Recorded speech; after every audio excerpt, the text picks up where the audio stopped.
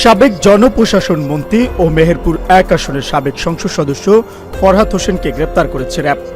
শনিবার দিনগত রাতে রাজধানীর ইস্কাটন এলাকা থেকে র্যাব ২ তাকে গ্রেপ্তার করে। বিষয়টি নিশ্চিত করেছেন আদাবর থানার ভারপ্রাপ্ত কর্মকর্তা মাহফুজ ইমতিয়াজ ভূঁইয়া।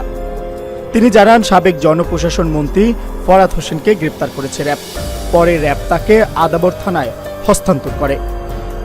এ বিষয়ে র্যাবের লিগ্যাল অ্যান্ড মিডিয়া উইংয়ের সিনিয়র সহকারী পরিচালক আ.ন.ম ইমরান খান বলেছেন, ফরহাদ হোসেনকে রাজধানীর ইস্কাটন এলাকা থেকে গ্রেপ্তার করেছে র্যাব। গত ৫ আগস্ট বৈষম্য বিরোধী ছাত্র আন্দোলন চলাকালীন ছাত্র জনতার উপর গুলিবর্ষণ ও হত্যার ঘটনায় মামলা হয় তার বিরুদ্ধে। সেই মামলায় তাকে আদাবর থানায় হস্তান্তর করা হয়েছে। উল্লেখ্য, ছাত্র জনতার অভ্যুত্থানের মুখে ৫ আগস্ট প্রধানমন্ত্রীর পদ থেকে ইস্তফা দিয়ে দেশ ছাড়েন শেখ হাসিনা।